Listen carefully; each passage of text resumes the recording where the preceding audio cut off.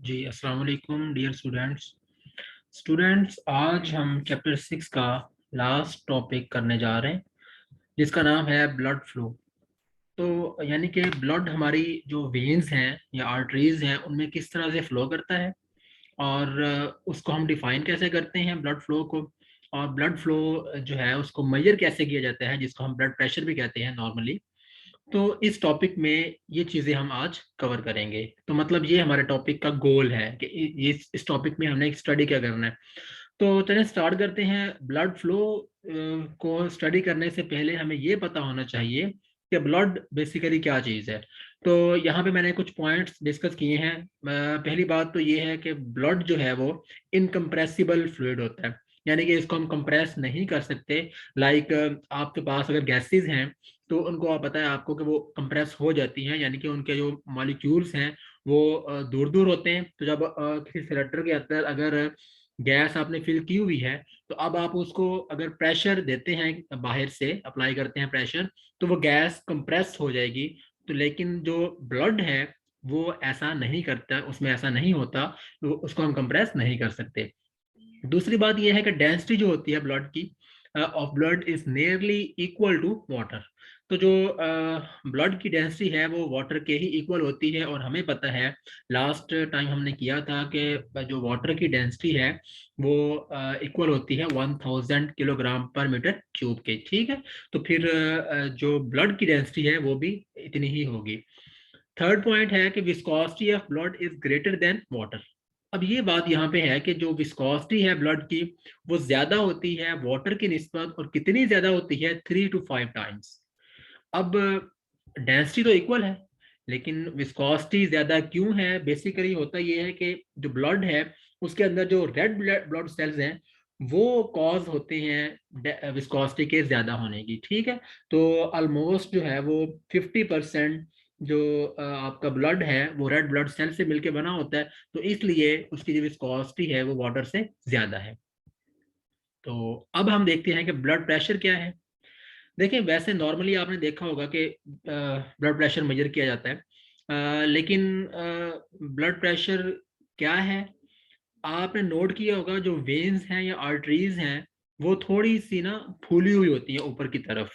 तो बेसिकली जो ब्लड का प्रेशर है, जो यानी कि ब्लड ने जो प्रेशर एक्सर्ट किया होता है उन वेन्स के ऊपर या आर्टरीज के ऊपर, उसकी वजह से वो थोड़ी सी इन्फ्लेटेड होती हैं, ऊपर की तरफ फूली हुई होती हैं। तो वो ब्लड प्रेशर कहलाता है। अब डिफाइन भी कर लेते हैं इसको। The pressure exerted by the circulating blood on the walls of the blood vessel is called blood pressure. यानी कि जो प्रेशर एक्सर्ट करता है सर्कुलेटिंग ब्लड, आपको पता है आपका जो हार्ट है वो कंटिन्यूअसली ब्लड को सप्लाई कर रहा होता है, पंप कर रहा होता है। ठीक है, और उस वजह से ब्लड पूरी बॉडी के अंदर सर्कुलेट कर रहा होता है। तो वो सर्कुलेटिंग ब्लड जो वॉल्स के ऊपर, यानी कि जो वेन्स हैं उनकी वॉल्स के ऊपर जो प्रेशर एक्सर्ट करेगा उसे हम कहेंगे ब्लड प्रेशर। अब इसके बारे में थोड़ी सी हमने डिटेल देखनी है कि जो ब्लड वेसल्स होती हैं ना वो रिजिड नहीं होती। आप नोट किया होगा ब्लड वेसल्स बिल्कुल यानी कि नरम होती हैं। और अगर वैसे भी अगर रिजिड हो ना तो आप अपने किसी भी मसल को इवन के मूव भी नहीं करवा सकते, स्ट्रेच भी नहीं करवा सकते और ना ही कॉन्ट्रैक्ट करवा सकते हैं अगर ब्लड वेसल रिजिड होती। तो ये भी एक यानी कि नेचर का अल्लाह ताला ने बहुत यानी कि ये एक जो है वो नेमत है कि जो ब्लड वेसल्स हैं वो यहाँ पे जो है वो रिजिड नहीं बनाई हुई। अच्छा, उसके बाद ब्लड वेसल्स जो होती हैं वो इन्फ्लेटेड होती हैं। इन्फ्लेटेड वर्ड का मीनिंग है कि वो थोड़ी सी फूली हुई होती हैं, ऊपर की तरफ उनका उभार होता है। थर्ड है pressure of the blood inside the vessel is greater than atmospheric pressure. तो इनसाइड द वेसल जो ब्लड प्रेशर होगा वो ज्यादा होगा किससे? एटमॉस्फेरिक प्रेशर से। अब आपने आपको पता है कि एटमॉस्फेरिक प्रेशर जो होता है वो 760 मिलीमीटर ऑफ मर्करी या फिर 760 टॉर के इक्वल होता है। उसको हम 1 एटीएम भी कहते हैं। तो यहाँ पे जो पॉइंट है वो ये है कि जो ब्लड प्रेशर होगा वो उस एटमॉस्फेरिक प्रेशर से ज्यादा होगा। अब ज्यादा कैसे है उसको मैं आगे चल के एक्सप्लेन करूंगा। Blood pressure varies between two values. जो ब्लड प्रेशर है वो कांस्टेंट नहीं होता, बल्कि वो वेरी करता रहता है, चेंज होता रहता है। दो उसकी वैल्यूज होती हैं। वो वैल्यूज कौन कौन सी हैं प्रेशर की, उनको हम देख लेते हैं। एक तो वो है सिस्टोलिक प्रेशर और दूसरा है डायस्टोलिक प्रेशर। तो पहले हम देखते हैं कि सिस्टोलिक प्रेशर क्या है। पहले मैं इसकी डिफाइन कर लेता हूं। It represents the maximum pressure when heart contracts. देखिए, जब आपको पता है आपका जो हार्ट है वो ब्लड को पंप करता है, और जिस वक्त जस्ट दैट टाइम जब वो पंप कर रहा होगा ब्लड को, तो उस वक्त जो प्रेशर होगा वो मैक्सिमम होगा, और उसको हम कहेंगे सिस्टोलिक प्रेशर। और उसकी जो वैल्यू होती है वो एक नॉर्मल जो यानी कि हेल्दी ह्यूमन बीइंग है उसमें 120 टॉर के इक्वल होती है ब्लड प्रेशर, जो सिस्टोलिक प्रेशर होगा। और डायस्टोलिक प्रेशर क्या है? ये है, it represents the minimum pressure when heart is in its relax state. देखें, जब ब्लड को एक बार हार्ट ने पंप किया, यानी कि अब पंप करने के बाद दोबारा वो ब्लड जो हार्ट है वो अपनी रिलैक्स स्टेट में वापस आ जाता है, जब वो यानी कि पंप नहीं कर रहा होता एक, यानी कि उसका जो वो ड्यूरेशन है, उस वक्त जो प्रेशर होगा उसको हम कहेंगे डायस्टोलिक प्रेशर। और इसकी जो वैल्यू होती है वो डेफिनेटली कम है, क्योंकि उस वक्त हार्ट पंप नहीं कर रहा ब्लड को, ब्लड यानी कि वो रिलैक्स पोजीशन में है। तो वो 75 टू 80 टॉर के इक्वल होती है डायस्टोलिक प्रेशर की वैल्यू। अब ना एक यहाँ पे बड़ी इंटरेस्टिंग बात है। आपको पता है कि जो ये यहाँ पे ना मैंने एक वेन बनाई है, और इसमें जो ब्लड फ्लो कर रहा होगा उसका मैक्सिमम प्रेशर 120 टॉर हो सकता है। सिस्टोलिक प्रेशर ही होगा ना वो, डेफिनेटली जो यानी कि मैक्सिमम प्रेशर होगा। अब एटमॉस्फेरिक प्रेशर जो है वो 760 टॉर होता है। तो आप कहेंगे सर ये क्या बात हुई, ऊपर तो अभी बात हमने की है कि जो ब्लड प्रेशर होता है, ये देखें, ब्लड प्रेशर जो है वो inside the vessel is greater than atmospheric pressure. Atmospheric pressure से ज्यादा होना चाहिए, लेकिन यहाँ पे तो हमें नजर आ रहा है कि 760 टॉर्स बाहर है प्रेशर, यानी कि एटमॉस्फेरिक का प्रेशर है, और जो वेन है उसके अंदर फ्लो करने वाला ब्लड जो है उसका प्रेशर 120 टॉर है। तो ये क्या बात हुई? देखें, बेसिकली जो प्रेशर हमने यहाँ मेजर किया होता है ना वेन या आर्टरीज या वेसल का, वो बेसिकली होता है गेज प्रेशर। और गेज प्रेशर क्या है, इसको कैसे मेजर किया जाता है? देखें, जो गेज प्रेशर है वो 760 टॉर के से कितना ज्यादा है, वो गेज आपको वो बता रही होती है मेजर करके। यानी कि वो ये बता रही होती है कि 760 टॉर तो रेफरेंस पॉइंट है जिससे ऊपर वाला प्रेशर आपने मेजर करना है। तो वो बेसिकली जो सिस्टोलिक प्रेशर इसके अंदर है, फिर कॉन्सेप्ट ये है कि वो जो प्रेशर होता है 120, उसमें बेसिकली 760 आपने ऐड किया हुआ होता है, यानी कि वो स्केल शुरू ही 760 से हो रहा होता है। ठीक है, तो फिर वो टोटल अगर हम ऐड भी कर दें उसको तो 880 टॉर बनता है। तो ये इसका बिल्कुल यही मतलब है कि जो जो ऊपर बात लिखी थी वो इस तरह से उसको मैंने एक्सप्लेन किया है कि अंदर वाला जो प्रेशर है वो वाकई ज्यादा होता है, लेकिन हमें ऐसा लग रहा होता है कि 120 है। बेसिकली 120 कैसे है, वो रेफरेंस पॉइंट जो है वो 760 है। 760 से ऊपर जितना प्रेशर आएगा, गेज आपको या जो भी आपका आपका इंस्ट्रूमेंट होगा जिससे आप प्रेशर मेजर कर रहे होंगे, वो हमें उतना जितना यानी कि एटमॉस्फेरिक से प्रेशर से ज्यादा प्रेशर है वो बता रहा होगा। तो उम्मीद है ये बात आपको अंडरस्टैंड होगी होगी। तो नेक्स्ट हम देखते हैं कि ब्लड प्रेशर के यूनिट्स क्या हैं। इसका जो यूनिट है वो टॉर है, उसको हम मिलीमीटर ऑफ मर्करी भी कहते हैं। टॉर क्या है? टॉर आपको याद होगा, हमने टोरिसेलिस थ्योरम पढ़ा था। तो उसमें जो टोरिसेलिस था उसी के नाम पे टॉर इसका जो यूनिट है वो रखा गया है। और ये हाई प्रेशर हो अगर कहीं भी, तो उसको मेजर करने के लिए हम टॉर यूज करते हैं। वैसे जो यानी कि स्मॉलर यूनिट्स हैं वो पास्कल और न्यूटन पर मीटर स्क्वायर भी होते हैं। तो एक जो टॉर है वो 133.3 पास्कल के इक्वल है, या फिर इसको पास्कल को आप जो है न्यूटन पर मीटर स्क्वायर भी कहते हैं। ये पॉइंट आपने, ये टॉपिक ही बल्कि पूरा टॉपिक जो है ये एमसीक्यूज के पॉइंट ऑफ व्यू से आपने इसको अंडरस्टैंड करना है कि किस तरह से हम इसको यानी कि स्टडी करेंगे। तो ग्राफ यहाँ पे ना एक थोड़ा सा मैंने आपको ये भी बताना है कि बेसिकली जो ब्लड प्रेशर का ग्राफ है ना वो इस तरह का होता है। यानी कि मैंने एक्स एक्सिस के ऊपर टाइम को कंसिडर किया हुआ है और वाई एक्सिस के ऊपर प्रेशर को कंसिडर किया है। आपको पता है टाइम जो है यहाँ पे इंडिपेंडेंट है, तो उसको हमने एक्स एक्सिस के ऊपर लिया हुआ है। और सपोज यहाँ पे 1 सेकेंड टाइम, 2 सेकेंड, 3 सेकेंड, इस तरह से टाइम जो है वो चेंज हो रहा होगा विद रिस्पेक्ट टू जो है वो टाइम। और इस एक्सिस के ऊपर हमने जो है वो प्रेशर लिया है, यहाँ पे 40 टॉर है, यहाँ पे 80, 120, और इस तरह से मैंने जो है वो ग्रेडिंग यहाँ पे की हुई है।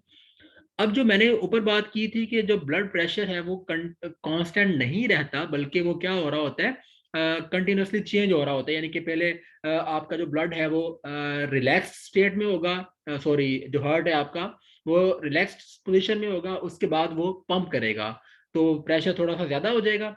जब रिलैक्स स्टेट में होगा तो उसका प्रेशर को हमने क्या कहा था, वो डायस्टोलिक प्रेशर है, वो 80 के ही इक्वल होता है। तो मैंने अपनी जो कर्व है, ग्राफ है, वो स्टार्ट भी 80 से ही मैंने किया है। ये देखिए आप, 80 से स्टार्ट होके जब उसने हार्ट ने जो ब्लड है उसको पंप किया, अब क्या होगा, डेफिनेटली प्रेशर जो है वो सिस्टोलिक हो जाएगा, बढ़ना शुरू होगा, और मैक्सिमम जो प्रेशर है, सिस्टोलिक प्रेशर, वो आपको पता है कितना होता है, 120 टॉर के इक्वल होता है। तो ये बेसिकली फिर वो जो इसकी जो पीक है वो हमें ये शो कर रही है कि 120 टॉर हाईएस्ट पॉइंट है, हाईएस्ट प्रेशर है, जिसको हमने सिस्टोलिक प्रेशर का नाम दिया था। अच्छा, अब दोबारा जब यानी कि जो आपका हार्ट एक बार उसने पंप किया, पंप करने के बाद दोबारा वो किस पोजीशन में आएगा, अपनी रिलैक्स्ड पोजीशन में, और उस वक्त उसका प्रेशर डेफिनेटली हमने ऊपर बात की हुई है कि वो कम होता है, और उसको डायस्टोलिक प्रेशर कहते हैं, और वो 80 के इक्वल होता है, 80 टॉर के। अच्छा, अब यहाँ से जब हार्ट आपका था रिलैक्स्ड पोजीशन में, रिलैक्स पोजीशन से वो यानी कि एक कॉन्ट्रैक्ट पोजीशन में गया, जहां से उसने हार्ट उसको पंप किया, और सिस्टोलिक फिर आपके पास वो आ गया रिलैक्स पोजीशन में। तो यहाँ तक का जो यानी कि पीक बन रही है, इसको हम कहते हैं 1 हार्ट बीट जो है वो कंप्लीट हो चुकी है। और 1 हार्ट बीट को कंप्लीट होने में जो टाइम लगता है वो 1 सेकेंड से भी कम होता है, ऑलमोस्ट वो 0.8 सेकेंड जो है वो टाइम लगता है एक हार्ट बीट को कंप्लीट होने में। तो ये था इसका ग्राफिकल रिप्रेजेंटेशन ब्लड प्रेशर की। और अब हम नेक्स्ट मूव करते हैं, जो इस टॉपिक का लास्ट पोर्शन है कि मेजरमेंट कैसे करते हैं ब्लड प्रेशर की। देखें, ब्लड प्रेशर को मेजर करने के लिए एक इंस्ट्रूमेंट है जिसको हम यूज करते हैं, और उसका नाम है स्फिग्नो मैनोमीटर। ठीक है, इस इंस्ट्रूमेंट की मदद से हम ब्लड प्रेशर को मेजर कर सकते हैं। अब कौन कौन से स्टेप्स हैं जिनको हम फॉलो करेंगे ब्लड प्रेशर को मेजर करने के लिए? तो पहला स्टेप यहाँ पे ये है कि हम इन्फ्लेटेबल बैग को जो है वो अपने उस पेशेंट के बाजू के अराउंड जो है वाउंड कर देंगे, बांध देंगे अच्छी तरह से। ठीक है, वो बैग आपने देखा भी होगा, डॉक्टर्स के पास होता है। अच्छा, उसके बाद क्या होगा, इन्फ्लेटेड बैग जो होगा वो उसके अंदर हम एक्सटर्नल प्रेशर को इंक्रीज करवाते हैं। सेकंड स्टेप ये है। इंक्रीज कैसे करवाया जाता है, हम जो यानी कि एक लगा होता है, एयर पंप लगा होगा, फिगर बनी हुई है आपकी बुक के अंदर। एयर पंप की मदद से हम जो है वो पंप करते हैं, और उस यानी कि जो बैग है उसका जो प्रेशर है वो हम इंक्रीज करवाते हैं, उसको यानी कि पंप करके। थर्ड पॉइंट ये है कि जब एक्सटर्नल प्रेशर जो होगा वो इक्वल हो जाएगा सिस्टोलिक प्रेशर के, यानी कि आपने ऊपर बात की थी कि जो ब्लड प्रेशर है वो ज्यादा होता है किससे, एक्सटर्नल प्रेशर से। तो अब हम ब्लड प्रेशर को मेजर करने के लिए क्या करेंगे, हम ये करेंगे कि हम जो बैरूनी प्रेशर है, यानी कि जो एक्सटर्नल प्रेशर है उसको इंक्रीज करवा के इक्वल कर देंगे किसके, अपने इंटरनल प्रेशर यानी कि सिस्टोलिक प्रेशर के। तो उस वक्त क्या होगा, उस वक्त जो ब्लड वेसल्स हैं वो फिर डेफिनेटली क्या हो जाएंगी, पिंच हो जाएंगी, और यानी कि आप यूं समझ लें कि वो फॉल डाउन कर जाएंगी, उनका उनका रास्ता जो है वो ब्लड का वो रोक देंगी, बंद हो जाएंगी, यूं समझ लें आप। तो उस वक्त फिर क्या होगा, ब्लड फ्लो कट ऑफ हो जाएगा। अब ब्लड यहाँ से जो है वो नहीं जाएगा, क्यों, क्योंकि आपने क्या किया है, ऊपर से प्रेशर अप्लाई कर दिया है। ये ऐसे ही समझे जैसे आपके पास कोई घर में कोई पाइप है आपके पास, और उसमें से वाटर फ्लो कर रहा है, आपने क्या किया है, उसके ऊपर पाँव रख दिया है, प्रेशर जो है वो एक्सर्ट किया बाहर से। अब क्या होगा, वो पाइप बिल्कुल जब पिंच हो जाएगा तो अब वहां से पानी फ्लो नहीं कर सकेगा। तो ये उसकी ये एक्सप्लेनेशन है। उसके बाद आप क्या करेंगे, आप जो स्टेथोस्कोप डॉक्टर के पास है होता है, उसमें आप क्या करेंगे, स्टेथोस्कोप का जो हेड है उसको उसको आप आर्टरी के ऊपर रखेंगे, यानी कि जैसे इसने यहाँ पे फिगर जो बनी है बुक के अंदर उसमें भी दिखाया हुआ है कि स्टेथोस्कोप को आप उस आर्टरी के ऊपर, बाजू के ऊपर जो है वो प्लेस कर देंगे। अब दो तरह का प्रेशर हमने मेजर करना होता है, एक सिस्टोलिक प्रेशर और दूसरा डायस्टोलिक। तो सिस्टोलिक प्रेशर कैसे मेजर करेंगे, उसके लिए आप क्या करेंगे, आप ने जो प्रेशर की मदद से अपना जो बैग था उसको आपने जो है वो प्रेशर से भर दिया हुआ है, यानी कि हवा एयर से, वो एयर आप रिलीज करेंगे आहिस्ता आहिस्ता। तो एयर जब रिलीज होगी तो डेफिनेटली जो एक्सटर्नल प्रेशर है वो डिक्रीज होना शुरू कर देगा। जैसे ही डिक्रीज होगा तो डिक्रीज होते होते एक वक्त ऐसा आएगा कि जब वो सिस्टोलिक प्रेशर के इक्वल हो जाएगा, यानी कि जो हाईएस्ट मैक्सिमम प्रेशर था 120 टॉर उसके इक्वल हो जाएगा। जैसे ही उसके इक्वल होगा तो जो ब्लड वेसल है वो थोड़ी सी खुलना शुरू हो जाएगी, यानी कि उसमें से ब्लड जो है वो फ्लो करना स्टार्ट कर देगा। अच्छा, अब क्या होगा, वहां से जैसे ही जो क्या नाम है आपकी वेसल थी, उसने उसकी ओपनिंग जो थोड़ी सी खुली, तो अब ब्लड वहां से फ्लो करना स्टार्ट किया, लेकिन वो ओपनिंग बहुत नैरो है। नैरो ओपनिंग में से आपने पढ़ा हुआ है इक्वेशन ऑफ कंटिन्यूटी से कि जितना जितनी ओपनिंग स्मॉल होगी, छोटा एरिया होगा, कम एरिया होगा, वहां से ब्लड या कोई भी फ्लूइड जो होगा वो तेजी के साथ वहां से मूव करेगा। इसका मतलब ये है कि ब्लड वहां से क्या करेगा, हाई विलासिटी से मूव करेगा, और उस हाई विलासिटी को हम क्रिटिकल वेलोसिटी का नाम देंगे। और उस वेलोसिटी के ऊपर जो ब्लड का फ्लो है वो फिर टर्बुलेंट हो जाएगा, यानी कि स्ट्रीमलाइन नहीं रहेगा। उसके जो मॉलिक्यूल्स हैं वो एक दूसरे को क्रॉस कर रहे होंगे, और इस तरह का जो फ्लूइड है उसको हम टर्बुलेंट फ्लो, ये डिफाइन हम कर चुके हैं वैसे स्टार्ट में, ये टर्बुलेंट फ्लो, और सेकंड था आपके पास स्ट्रीमलाइन। अच्छा, इस टाइम के ऊपर क्या होगा, जब जैसे ही वहां से टर्बुलेंट जो है फ्लो जो है तेजी के साथ मूव करना शुरू करेगा वहां से, तो आपने जो अपने कानों में वो लगाया होगा अपना क्या कहते हैं उसको, स्टेथोस्कोप, तो उस से आपको एक गरगल जो है वो सुनाई देगी, यानी कि एक थोड़ी सी आवाज आप सुनना शुरू कर देंगे हार्ट बीट की। अच्छा, तो जब यानी कि वो गरगल आपको स्टार्ट हुई है, आवाज उसका आना जो है वो शुरू हुई है, वो जो प्रेशर होगा वो कहलाएगा सिस्टोलिक प्रेशर। यानी कि उस वक्त आपने उस मीटर के ऊपर जो है वो नोट कर लेना प्रेशर, जितना प्रेशर होगा वो आपके पास सिस्टोलिक प्रेशर होगा। और एक अगर हेल्दी ह्यूमन बीइंग है जिसको कोई बीमारी नहीं है ब्लड प्रेशर की, तो उसका वो प्रेशर 120 टॉर आएगा, यानी कि जो गर्गल स्टार्ट होगी वो 120 से ही स्टार्ट होगी। ठीक है जी। और अब लास्ट वन है कि डायस्टोलिक प्रेशर कैसे मेजर किया जाता है। अब आप क्या करेंगे, डायस्टोलिक को मेजर करने के लिए आप जो एक्सटर्नल प्रेशर है उसको फर्दर डिक्रीज करेंगे, यानी कि आपने एयर जो रिलीज वेल्व है उसकी मदद से आपने उसको एयर को मजीद वहां से जो है वो निकालना शुरू किया है। तो अब जो है वो डायस्टोलिक प्रेशर जो है इस तरह मेजर कर सकते हैं। अब ओपनिंग क्या होगी, ओपनिंग मजीद खुल जाएगी, यानी कि जैसे जैसे आप उसके ऊपर जो प्रेशर था वो कम करते जा रहे हैं, तो ओपनिंग वहां से क्या होती जा रही है, इंक्रीज करती जा रही है, यानी कि जितना उसका साइज था उस वेसल का, अब वो सारी की सारी उतनी ही खुल जाएगी। तो अब जो ब्लड का फ्लो होगा वो टर्बुलेंट से क्या हो जाएगा, स्ट्रीमलाइन हो जाएगा, क्योंकि उसका एरिया क्या हो गया, अब खुल के ज्यादा हो गया। तो जैसे एरिया ज्यादा होगा उसकी वेलोसिटी क्या हो जाएगी, कम, और वो आराम से वहां से पास हो जाएगा, गुजर जाएगा, और उस वक्त का जो फ्लो होगा उसको हम लेमिनर फ्लो कहेंगे। और जब जो है वो लेमिनर फ्लो हो जाएगा तो उस वक्त जो गर्गल होगी वो डिसअपेयर हो जाएगी, यानी कि आवाज आना बंद हो जाएगी आपके स्टेथोस्कोप में से। और जिस वक्त जिस टाइम आपको यानी कि वो आवाज आना बंद हो जाए, उस वक्त जो प्रेशर नोट करेंगे आप उस मीटर के ऊपर, वो आपका होगा डायस्टोलिक प्रेशर, और वो 75 टू 80 टॉर होता है एक नॉर्मल ह्यूमन बीइंग का। तो ये थी इसकी एक्सप्लेनेशन। फिगर भी आप देख सकते हैं एक, यानी कि बाजू के ऊपर बैग जो है वो उसने माउंट किया हुआ है। अच्छा, ये ना ये बाजू के साथ वो पेशेंट भी है, दिखाया नहीं हुआ, ये ना समझिएगा कि शायद वो बाजू भी उतार लेना है जब ब्लड मेजर कर रहे होंगे हम। तो बस ये था हमारा टॉपिक, और चैप्टर भी एंड हो गया हमारा, चैप्टर 6। इंशाल्लाह नेक्स्ट लेक्चर में हम इस चैप्टर के प्रॉब्लम्स जो होंगे वो स्टार्ट करेंगे। तो आपका कोई क्वेश्चन हुआ अगर इस टॉपिक के बारे में तो आप जो है वो पूछ सकते हैं। टेक केयर, अल्लाह हाफिज।